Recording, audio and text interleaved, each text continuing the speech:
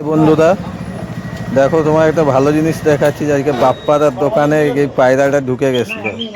এখন আমি ধরে একে ছেড়ে দেবো, কারো জীবন দিতে নেই কোনো দিন, ঠিক আছে? ছেড়ে দিলে সেও একটা জীবন পাবে। এই যে বাপ্পাদা সামনে দাঁড়িয়ে আছে, তার সামনে আছি আমি, দেখে নাও পায়রাটা। তার সামনে এই যে বহুজন আছে বাস স্ট্যান্ডে, দেখো। পরিদা, পায়রাটার ব্যাপারে কিছু বলবে? পায়রাটা ঢুকে গেছিলো, মানে একে এখন ছেড়ে দেওয়া দরকার, তাই তো? সে তো কারো জীবন নিয়ে কখনো খেলা করতে নেই। সে তো নিশ্চয়ই, কারণ একটা পায়রা হচ্ছে অবলা জিনিস। হ্যাঁ সে তো বুঝতে পারছো তো। হ্যাঁ, যখন ছাড়বো তখন দেখাবো সবাইকে। এটা বুঝতে পারছো, সে নিরুপায় হয়েছে, কোনো কারণবশত হয়তো সে ঢুকে গেছিলো ভিতরে। আচ্ছা হ্যাঁ, তাকে এই যে ধরে আমরা একটু যত্ন করে তাকে ছেড়ে দেবো আর কি। আচ্ছা, কিন্তু আমরা মারামারি কিছু করবো না।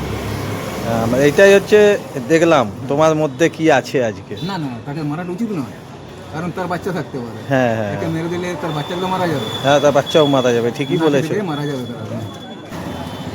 দেখো বন্ধুরা, পায়রাটাকে ছেড়ে দিলাম এরকমভাবে, দেখো দেখো কত সুন্দর চলে গেল। এটাকে ছেড়ে দিয়েছি পায়রাটা, কোথায় যাচ্ছে জানি না।